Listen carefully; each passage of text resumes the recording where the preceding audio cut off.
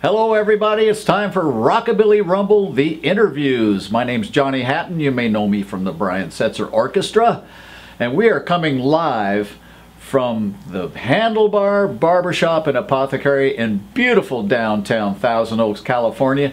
And today we have the Buddy Lee. Buddy Lee and the Dungaree Dogs. I've known Buddy forever. Why'd they call him Billy Lee? I can't understand this. Good. So guys, you're here to serenade us later, but we got a few questions for you.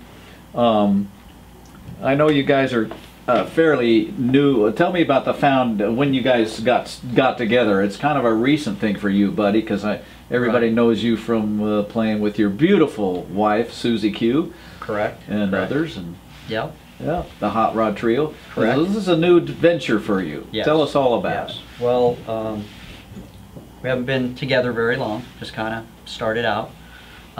Just wanted to do something really low-key, very traditional rockabilly, low volume, where we could play a barbershop like this, or we could play a record store, not be so concerned about the volume issues.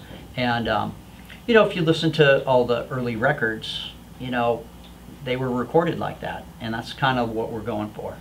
Oh, that's great. Yeah, I remember days when there were no bass amps, even for me. That dates me, I suppose, but but the bass player had to just smack the hell out of it like, you know, Marshall Lytle and Rock Around the Clock. That's an unamplified bass.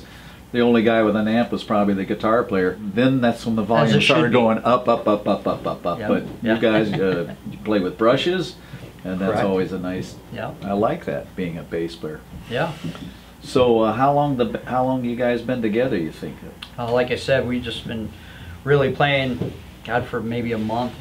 We just played in-store record deal, and we're going to be playing a tattoo parlor this Saturday and barbershop today. So excellent. Our theory on playing in stores. You're doing the barbershop circuit. Yeah, it seems to be working. That's great. Barbershop and record stores. Yeah. Okay, but what's cooler than those, right? Well, I've always asked every band so far, what inspired you individually? We'll go down the line. What inspired you when you were a young kid that this is what I want to do? I want to be a musician. What was your first inspiration? First band that I ever really heard was Bill Haley and the Comets. I just liked the way it moved. I liked the bass sound. At the time I didn't know who Marshall Lytle was. But as I got older, you know, I always liked that thump. I remember when Rockabilly came out when I was in school, and I just heard it, and it's like, hey, that's the kind of stuff I used to listen to with my dad out in the garage on Friday nights. You know, we had a radio station called 16KWOW back in, I don't know if you remember that, it was in the earlier days, but and every Friday and Saturday night, my dad was always in the garage, so I just hung out with him, listening to music, and then he had a good record collection, and I just always remember, I always liked the bass sound, the thump, thump, thump. And isn't that a great Marshall Lytle? Because it's interesting, because I had to play that song a lot at gigs like a wedding or tack on the snare rim. Yeah. And I thought, well, that's probably what it was. I didn't know that that's what a slap bass sounded like. Right. Yeah. That's a slap bass, folks. Listen to that record now. Yes. And think of for that time. And that drives that whole cut. And for that time, I mean, now you have all kind of technical things that you can do to make that slap back, you know. Yes. Back then, it was just him an playing. Amp, mic in front of the bass. Yeah, it was the way he played. And like he was, at the time I didn't know who he was when I was a kid. Yeah, but as I got older, it was like, whoa, that's the bass player for, you know, and then I got to meet him later on. Oh. And that was really he cool. passed a couple of years ago. Yeah, and then I got to meet James Kirkland through Buddy. Nice. And that was really cool too. I'm Johnny Hatton. Yes, and I got to meet you today.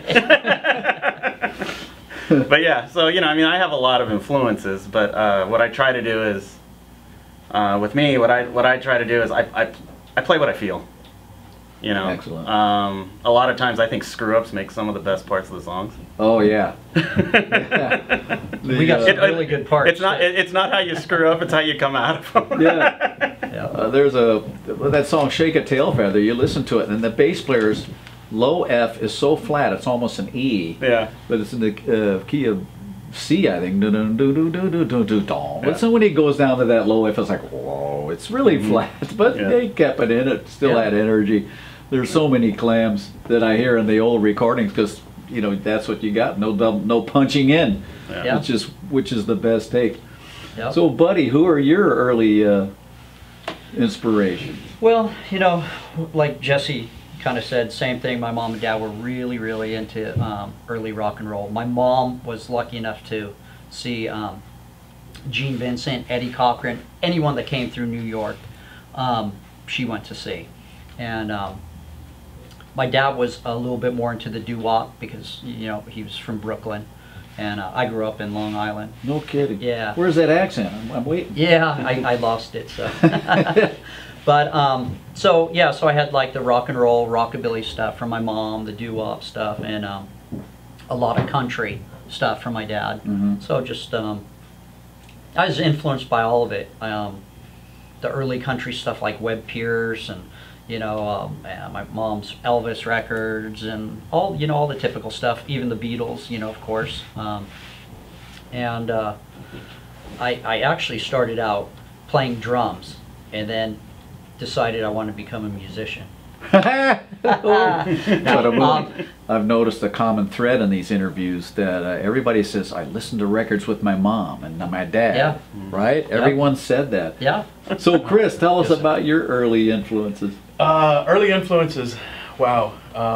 My mom was a big influence, of course. She listened to a lot of doo-wop and a lot of R&B when I was a kid. But my mom went to school with Richie Valens.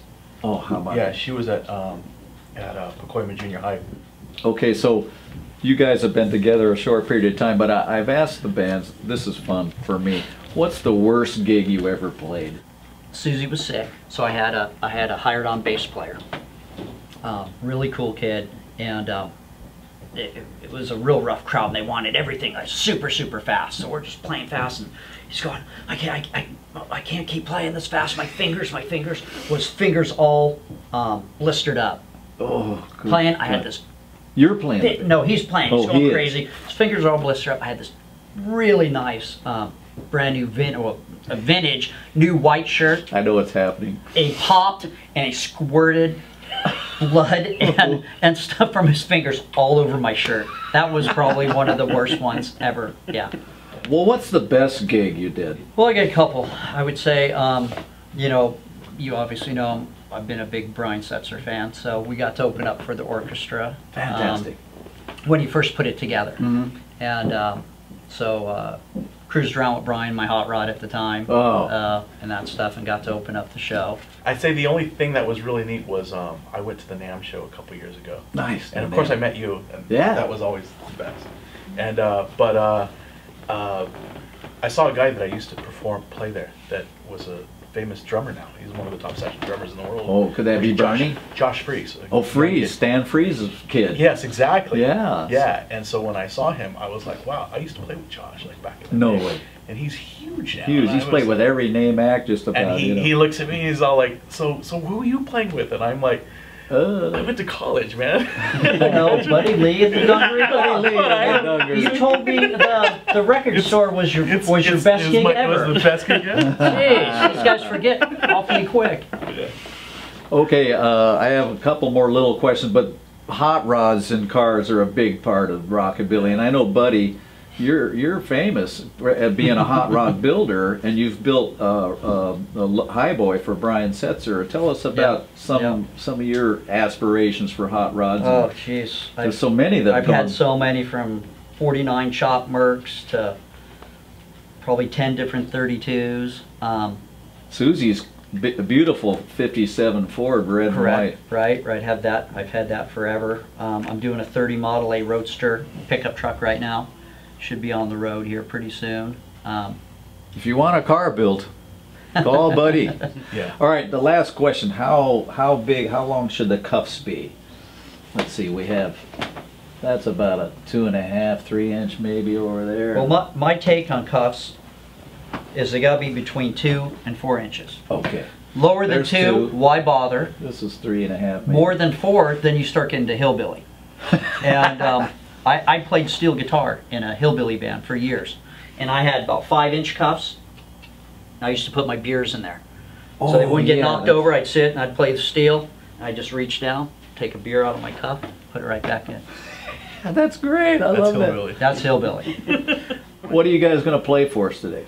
We're going to play an original song that we just actually wrote, and it's called She's My Baby. And how can we get recordings from you guys or Buddy and your other group too? And how can we find, how do we book you guys for bands and blah, blah? You can go to Facebook, Buddy Lee and his Dungaree Dogs. We have a page. As far as recordings, this will be it. This is our first one. Oh, this is So, going to be there you go. very valuable someday Yes, on yes. the bootleg circuit. Yeah, there you go. All right, let's rock and roll. Ladies and gentlemen, Buddy Lee and the Dungaree Dogs. Well, she's my baby. She's my baby. My baby, my baby, I dance, man. Tell she's she's dancing,